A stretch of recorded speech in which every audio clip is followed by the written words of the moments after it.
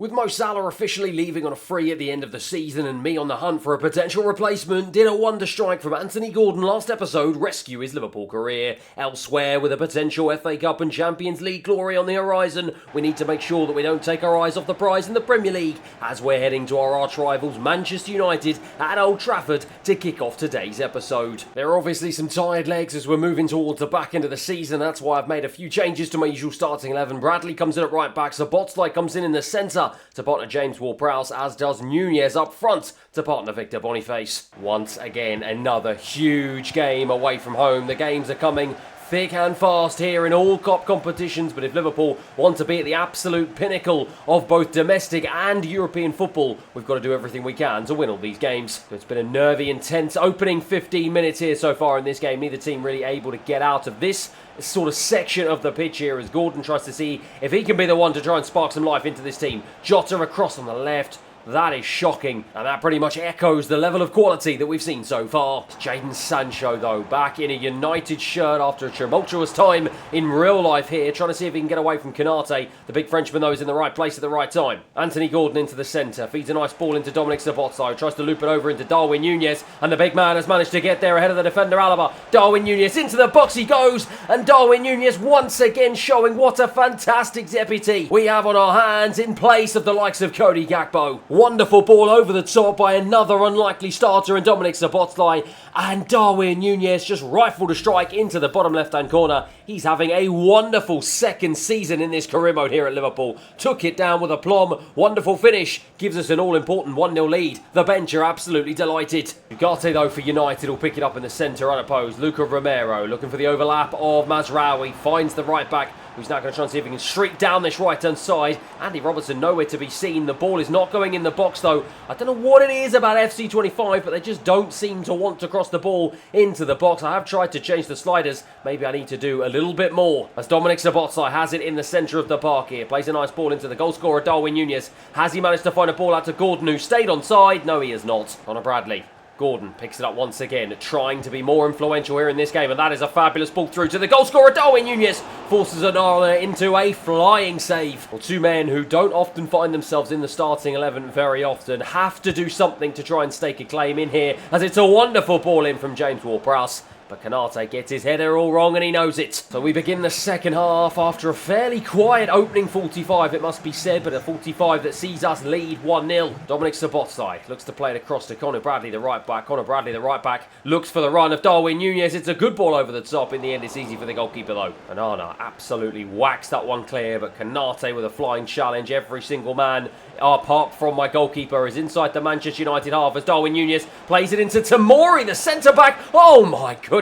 I thought he was about to loop a strike into the top right-hand corner. Unfortunately, it was not meant to be. Well, it's not often you see your centre-back making lung-bursting runs into the penalty area, but for Kayo Tamori, absolutely desperate to show that he can be a leading light in the Premier League in all phases of play here, as Anthony Gordon, in the other phase of play on the right-hand side, picks it up, looking for that looping ball into the box, looking for the big man Victor Boniface, who got his head on it. It was straight down the pipe, though, and the goalkeeper beat it away. Andy Robertson, under a bit of pressure here from Garnacho, managed to get away. Doesn't manage to get away. The youngster picks it up once again, fires it from distance, and that is a wayward shot. Anthony Gordon once again. Nice pass into Victor Boniface. Boniface is going to look for the ball through into Darwin Nunez, who's just offside. 20 plus minutes and stoppage time left remaining on the clock here. So far, Manchester United really have not been at the races so far at Old Trafford. Really unable to carve out any clear-cut opportunities as James Ward-Prowse tries to hunt down one of their midfielders. The left back, Udogie, the former Spurs man, brings it out to the left-hand side. Jadon Sancho plays it back in. I mean, that is pretty much symptomatic of exactly how Manchester United have played so far. Absolutely no forward thrust, no options in the box, and it's so easy in the end for Connor Bradley to win the ball back here as Gordon plays it down the channel looking for Darwin Nunez. He can't get on the end of it though either. Mazraoui for United. They don't really seem to be looking to up the tempo here in spite of the fact that they're 1-0 down at home to their arch rivals and they've only got a few minutes left remaining in the game. James Ward-Prowse though looking to up the tempo here for Liverpool. Jota picks it up, turns really nicely, looks to play it it into the feet of Darwin Núñez. Has done a really good job of doing so. Looks for Luis Diaz. Luis Diaz looks to try and play it into the channel of James Ward-Prowse, who's just strayed off. That would have been a wonderful passage of play. And that turned out to be the last attack of what, I've got to be honest, was a fairly lacklustre game. The Liverpool players and the fans won't care one bit because we collected the 3 points, but United looked despondent, and I can totally understand why. Full-time era finishes, Liverpool 1, United 0. Darwin Núñez with yet another goal, securing his 12th of the campaign so far, proving to be an able deputy once again to the likes of Cody Gakpo and Victor Boniface. Dominic Szoboszlai has been ousted from the starting 11 since the arrival of this man, James Ward-Prowse, but with that assist, he'll be very happy with the display and hoping to try and see what he can do to try and get in the middle of the partnership of Alexis McAllister and, of course, the new man, James Ward-Prowse. As for Fikayo Tomori, so close to getting a goal, but what is more important that it's yet another clean sheet for the towering Englishman. And it's yet again another victory in the Premier League that sees us close the gap to Manchester City to just 2 points with 7 games remaining. It's time to switch our attention though to Europe's elite, because after getting past Galatasaray in the round of 16 in the Champions League, we have been drawn in what I think is a very winnable tie in the quarterfinals against Monaco. And with the first leg of that quarterfinal upon us here now, away from home, it's time to get down to business. And as you can see, once again, all change here at Liverpool Football Club. Kwanzaa and Murillo come in at the back. Curtis Jones comes in the centre of the park. Alexis McAllister returns back to the starting 11. Chiesa and Anthony Gordon will start behind Mo Salah and Cody Gakpo up front. Well, with Mo Salah departing in the summer, oh how much he would love to depart on a high of winning the Champions League for the second time in a Liverpool shirt. Will we be able to do it though? Time will tell, as Monaco are starting off this tie in fine fashion. Alex Moreno bursting down the left hand side, plays a lovely ball into Glauc in the centre of the park. Evan Ferguson, the former Brighton man, in the penalty area, blocked by the former Nottingham Forest defender. Murillo, it's a corner. Alcaluche, I think that's how you pronounce his name, will take the corner, throws it into the edge of the 6-yard box. They got their head on it. Alisson was down to save though. Warning signs early doors here in the opening 10 minutes for Liverpool Football Club. Yes, on paper we are the favourites, but we've got to keep our eyes and our ears and our wits about us here if we want to try and make sure that we stake a claim into the semi-finals, as Anthony Gordon throws it across to the back post. Look at Cody Gakpo, tries to play it back across the 6-yard box. No one was there though. Alex Moreno once again into Muller, out to Glauc. Thomas Partey, a former Arsenal man, in the centre of the park to bring it forward into Brighton. Premier League players all over the shop here in this Champions League tie, as Evan Ferguson forces Alisson into his second save of the game. Trent into McAllister. McAllister across to Curtis Jones. An unlikely starter here in the Champions League. He's been in and out of the starting 11 at Liverpool throughout this entire career mode. He's got to hope that a good performance here today will get him back into said starting 11, as Mo Salah looks to try and thread a ball through into that man Cody Gakpo. Isn't able to do it, but does win the ball back and plays a lovely ball into Chiesa this time, who floats it in, looking for Cody Gakpo with his head. Just can't get onto it, but that surely is our best chance of the game so far. Evan Ferguson blocked off by Murillo. It's a good ball through though. Evan Ferguson picks it back up again, and this time it's Robertson who tries to come across to challenge. Glauc picks it up, looking for the back of the net, and once again Alisson with another flying save. Bensic here with the corner. It's pretty much been all Monaco so far. Of the two teams, they've been the ones that have carved out the clear-cut opportunities as they head another opportunity wide. Well, so far, not so good for Liverpool. We've really struggled here in France away from home. We've not really been able to get a proper foothold in the game, as Mo Salah looks to try and play in Cody Gakpo here. And the Dutchman now is going to try and see if he can be the man to separate the two teams. Goes into the box. He can't beat off the challenge of the defender, and in the end absolutely slams his shot straight into him. It's Muller for Monaco. Out to Benza here on the left-hand side. Nice ball through into Evan Ferguson, who's led the line really well so far, but Kwanzaa has done a really good job of winning the ball back from him. Alexis McAllister into Federico Chiesa. Gakpo returning pass back to the Italian, and now he's going to burst past the left back here into the penalty area. He goes all the way looking for the cutback into Cody Gakpo. It falls to Mo Salah, who just smashes it straight at the goalkeeper with the goal at his mercy. How did he miss from there? Well, all he had to do was just hit it in a straight line. Instead, he hit it straight into the path of the goalkeeper, and the Egyptian had his head in his hands at the end of the first 45. A big chance has gone begging. We've got to hope that that doesn't come back to bite us here, as Mo Salah picks it up once again, looking to make an early amends here for that missed chance. Federico Chiesa on the right-hand side. Going to try and loop this one across into Cody Gakpo with the head well over. Evan Ferguson once again for Monaco. Out to Vanderson on the right-hand side. Beats Andy Robertson like he's not even there. Curtis Jones trying to come across the cover. Does do a good enough job, as does Murillo. Alexis McAllister now. He's going to look to try and see if he can feed it over to Anthony Gordon. That is a wonderful ball over to the Englishman, who gets there ahead of the defender. And now Anthony Gordon to drive into the box. Waiting, looking for the cutback. Finds the cutback into Cody Gakpo.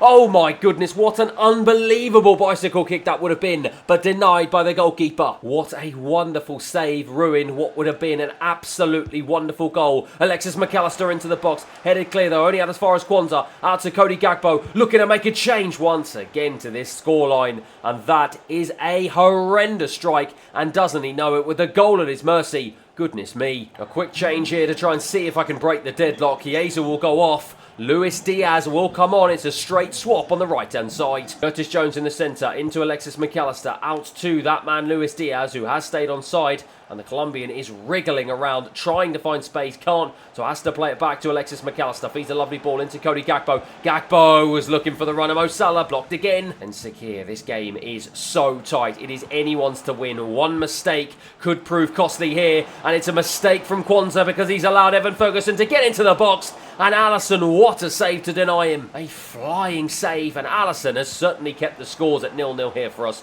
Without him, I am sure we would certainly have conceded at least one. That's a wonderful ball through once again into Glauc, and he's hit the side netting. He can't believe it. How many opportunities do AS Monaco need to try and break the deadlock here? They've been the better of the two teams going forward. We've been absolutely woeful in front of goal. They've been absolutely woeful in front of goal, and all of the fans must have their heads in their hands and must be wondering how on earth is this game still 0-0, with Vanderson looking to make a change into Glauc. Once again takes on the volley. Alisson with another save. Trent just about manages to get there ahead of Evan Ferguson and clears his lines with a wicked ball out to Luis Diaz. It falls to Cody Gakpo, looking for Luis Diaz once again, and the right winger picks it up and now will drive to the edge of the box. Where is Mo Salah? He's looking to run into the edge of the box, looks to feed it into the penalty spot. It's cleared away though. Mo Salah really this season has lost that superpower. He's lost that aura that he once had in a Liverpool shirt. Diaz though back into Cody Gakpo, loses it once again. The referee looks to his watch and calls time. Well, it was an end-to-end affair, but both teams really struggling for that piece of magic, that piece of quality at both ends of the pitch, as the first leg of this Champions League quarter-final finishes here, 0-0. It's a sad state of affairs for the Egyptians, someone who you could once hang your hat on getting us out of trouble and getting a goal in any sort of situation, but with him only having one goal in 32 appearances in all competitions, it just goes to show that surely his time at Liverpool is certainly going to come to an unfortunate end. Before it does though, he wants to put me right back in my place because a 64th minute winner from Mo Salah gives us a 2-0 victory in the Premier League. And with us continuing to apply pressure at the top end of the table, it's time to see if we can use that momentum once again back in the Champions League, as the games are coming thick and fast. Hot off the heels of the first leg, we're embarking straight away on the second. Back at Anfield, the odds are stacked in our favour. Can we get past Monaco into the Champions League semi-final? And with it being such a big game, I'm recalling the big guns, and that means this is my starting 11. Of course, Trent, Canate, Tamori and Robertson all come back in to the starting 11. James Ward-Prowse is partnered by McAllister. Gordon will partner Jota in midfield alongside Boniface and Cody Gakpo up front. I've got to be honest, I don't really think there's been a standout Champions League performance so far this campaign. We've been shaky in all departments in Europe's elite, it must be said. But let's hope that tonight is going to be that very performance that all these Liverpool fans have been desperately craving for, as it's a wonderful ball through from Gakpo to McAllister, who's just straight offside once again. Griffo out to Moreno once again. It's down that left-hand side that caused me problems in the first game. It's starting to cause me problems once again here in the opening 15-20 minutes. And that's a lovely ball through into Evan Ferguson, as Alisson once again equal to it. The Brazilian just will not be beaten. He refuses to lay down in the face of adversity, and he's going to come against adversity once again, as Moreno once again comes steaming down this left-hand side. Plays it into Griffo, short one into Glauc in the penalty area. We're playing with fire here as Monaco, are throwing balls into the box. And this time, Teze at the back post with the header goes over the bar. He knows that was a big opportunity. We know that was a big let-off. And once again, AS Monaco are peppering my goal, and there is nothing at the moment we can do to try and curtail those attacking momentums. As Trent Alexander-Arnold tries to play it into Cody Gakpo here. Can the Dutchman be the man to put an end to their attacking momentum? No, he can't, because he can't find the back of the net. Can Jota, though? Oh, he can't. He puts it wide. He can't believe it either. What a chance. He had ample room to pick his spot, and he just couldn't quite do it. A huge chance. James Ward-Prowse across into Trent Alexander-Arnold on the right-hand side, who's picked it up, tried to play a ball through to Gordon. As soon as it was played, I knew he was offside. Well, in my bid to try and improve the attacking action, I've constantly tried to adjust these sliders to push both defences as high as they possibly can be. But it's really having an adverse effect on me, I must be said, because the amount of offsides I'm getting in this game is unbelievable. Diogo Jota weaving around, looking for space, finds a ball into Cody Gakpo, nods it down into Victor Boniface. How on earth was that a foul? The referee's blown for half-time at the worst possible time. What are you doing? Well, it turns out it wasn't a foul. He just decided to call time on the first half when we had the perfect chance to put ourselves in the lead. Absolutely furious. I was remonstrating with the referees and all the officials during the half-time break, but it was to no avail, and now we start the second half once again at 0-0 with all the work to do. Gordon now on the right-hand side. Cody Gakpo once again will feel very hard done by, but plays it over the top into Anthony Gordon, who's looking for the ball into Victor Boniface. Can't quite find the big man. Cody Gakpo, though, will win the returning ball. It's out to James Ward-Prowse, who plays it to Jota, who's strayed offside yet again. Teze down the right-hand side. This game is neck and neck. Neither team can break the deadlock here with about half an hour left remaining on the clock of this second leg. But Evan Ferguson looks like he's going to be the man to do so. And he has done it, because the former Brighton man, the Irishman, has finally beaten Alisson after so many times of trying across these two legs. Well, Alisson has kept him at bay, and he looks to the skies because he cannot quite believe that he's finally been beaten. But Evan Ferguson, after trying and trying and trying, would not be beaten. And this time he's managed to find a route past Alisson. He will be absolutely gutted, but the Irishman will be absolutely delighted, just as much as the bench are, as Monaco take the lead. And now, with just under half an hour left remaining on the clock, I've got to do something to ring the changes. Nunez, Diaz and Szoboszlai will all come on. We've got to do something, and we've only got 30 minutes to do it. It's Clark, though, who picks it up and once again gives it to the goal scorer, who is now full of confidence. He just manages to get his way past the defenders into Clark. Clark looking to double their lead. And that is a huge chance that he's missed. And it's a massive let-off for Liverpool Football Club, because if that had gone in, surely it would have been game, set and match here in the Champions League. But as it stands, we still have a lifeline. We still have an opportunity. Darwin Núñez, though, looking to play it through. He does thread it through into that man, Cody Gakpo, on the edge of the box. Puts it over the bar. And look at that. We just cannot believe it. It's another huge chance that's gone begging for Liverpool. Lamine Camara into Evan Ferguson once again, splitting my defence in half here for Tomori, and Kanate just cannot keep tabs on him. Lovely ball over to the left hand side into Alex Moreno. Trent comes across though with a good challenge. We've got to try and see if we can get this ball into a better position, and with balls like that we are doing our cause absolute wonders. Luis Diaz plays it across into Cody Gakpo, nods it down into Jota. Jota's in! Oh my goodness, how did he miss? He's got his head in his hands. The ball was there. I thought Darwin Núñez was going to get on it, but he left it for Jota.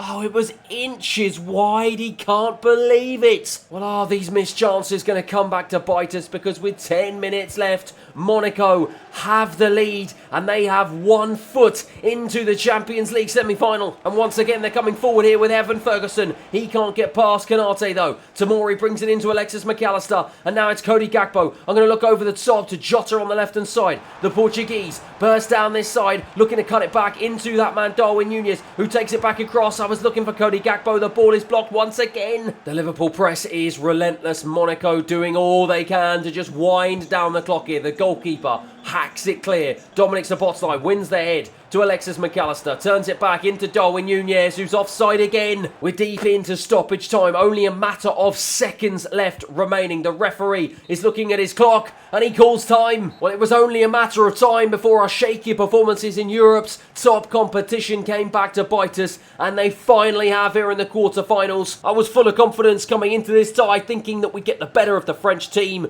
but unfortunately I did not think about the quality of this man, Evan Ferguson. His goal beat Alisson and knocked us out of the Champions League. It finishes here at full time, 1-0. A huge disappointment, and it means once again Liverpool continue their search for their first piece of silverware in this career mode. And once again it heaps the pressure on my shoulders as we return to another new cup competition. This time it's back in England in the FA Cup, and with us being the huge favourite in the Champions League and then losing out, once again we're going to be even bigger favourites here today as we're facing off against Stoke at Wembley. The only changes I've made from that Champions League tie is that Chiesa and Diaz both come in as Gordon and Jota drop to the bench. Well, it's a game you would expect Liverpool to win here today. You would put your house on us getting through to the final of the FA Cup. But if our performances so far this episode, which have been shaky in all games, it must be said, continue to reign free here, then we are going to be in real trouble, and we're already in big trouble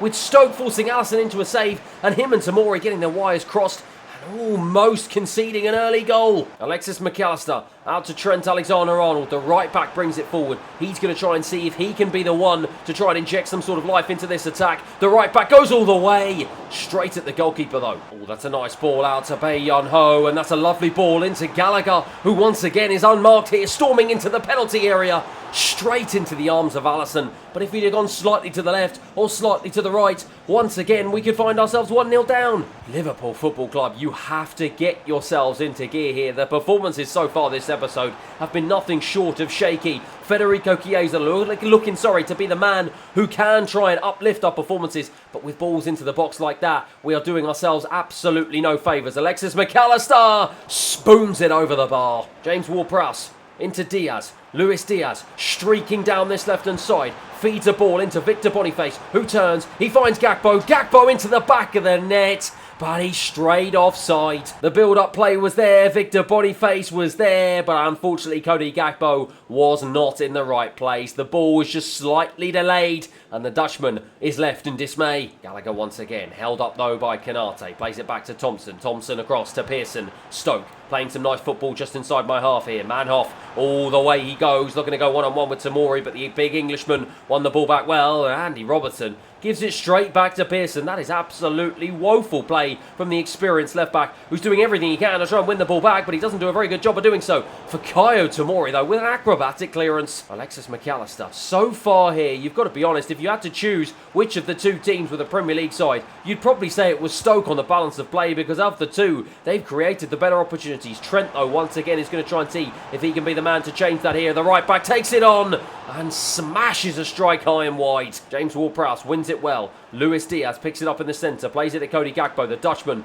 looks to feed in Victor Boniface, the big man on his left. This time finds the back of the net, and finally Liverpool take the lead right on the stroke of half-time, much to mine and the rest of the players' delight. Once again it was nice interchanging passing between the two strikers, and this time it was Cody Gakpo who lays in on a play for Victor Boniface. The big man still had a lot to do, but he found the back of the net with an acute angle and a lovely strike to give us a 1-0 lead. It will be a Stoke free kick though that will start off this second half, and it's one they fling to the edge of the box. I tried to clear it, I do clear it with Konate, and Luis Diaz will be the man to bring it away. Chiesa feeds it into that man Victor Boniface. He's looking for options, waiting for the run of Cody Gakpo, looks for the run of the Dutchman. Can he get there ahead of the defender? He's tussling with him, but it's a good piece of defending. Mac Allister tries to play it back in, doesn't. This ball is bouncing around like a pinball. Neither of these two teams really able to get onto it, and in the end it's just about cleared by the Stoke back line. And I'll be honest, this game hasn't been exactly brimming with quality so far. Neither of these two teams have really shown any level of fortitude and good attacking play, but it's Cody Gakpo who's looking to change that outlook here, but instead drags his shot wide. James Ward-Prowse, though, the set-piece specialist, will fling this one into the box, looking for Luis Diaz on the head, and that is a wonderful head from the young man, and he absolutely looped it over the towering goalkeeper to double our lead. Well, I've got to be honest, if you could pick a man out in the box to give the ball to, Luis Diaz would not be that man, but what a header against the odds after a wonderful ball in the box from that man, James Ward-Prowse. And Luis Diaz take a bow, wonderful curling header. He just curled it right away from the arms of the goalkeeper, who unfortunately for him had no chance, even though there was a man on the post and on the line. We double our lead 2-0. Pearson being challenged by Alexis McAllister, and the Argentinian gets away with one there. Cody Gakpo looking to get away with one here and looking to feed in. The goal scorer Luis Diaz checks back into Boniface, across to Cody Gakpo, who finds the back of the net. Lovely one-touch passing there between the Liverpool front line. We've got 3, and surely now we've sealed our place in the FA Cup final. Well, in the space of about 15-20 minutes across the two halves, we've absolutely ripped through this Stoke City defence, and this time it's the Dutchman Cody Gakpo who gets the goal. It's laid on a plate for him for the man who scored earlier on. Victor Boniface repays the favour, and we get a 3-0 lead. And with the game all but won, it's time to ring the changes, and that means that the star man Mo Salah will take the pitch here for what potentially may well be his final appearance in an FA Cup competition. It's Baker, tries to play it across, well intercepted, and Fikayo Tomori read it well into Curtis Jones. Nice ball through into Jota. Jota plays it across into Luis Diaz. Luis Diaz takes that down with aplomb and bursts into the penalty area here. Looks for the cutback, tries to find the cutback. It was well intercepted though. Lawal for Stoke. Only a matter of minutes left in this game for the underdogs to try and see if they can get a consolation goal here. Ennis though is blocked off by that man Trent Alexander-Arnold. Feeds it into Cody Gakpo. Gakpo has options. He's got an option of Luis Diaz and he can't quite find him. But it doesn't matter because the referee calls time on a wonderful victory here at Wembley for Liverpool Football Club. And once again, the giants of English football will be heading into another FA Cup final. It's our first final here on this career mode, and it's our first real opportunity for a piece of silverware. And with Manchester United's 2-0 victory over Blackpool setting up a titanic arch-rival clash in that cup final. And with the race for the Premier League title hotting up, with us only having 5 games left remaining and 1 game in hand on Manchester City as we look to hunt them down. And with Pep Guardiola's Giants being the team that we've got up next in the Premier League, that feels like a wonderful way to end this episode and set up a monumental season finale. Thank you everyone for watching. I hope you've enjoyed it, and I'll see you again next time.